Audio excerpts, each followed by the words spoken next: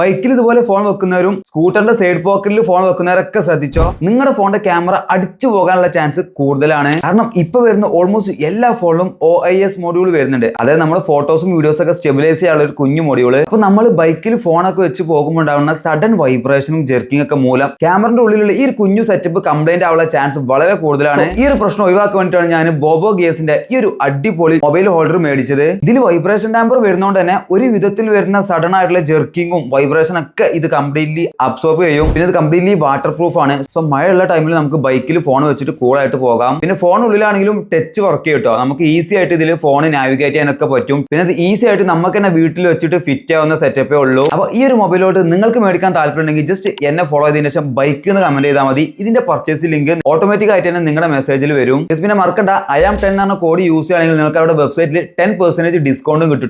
പിന്നെ cash on delivery 30 ദിവസത്തെ return policy ഒക്കെ ഇവർ നൽകുന്നുണ്ട്.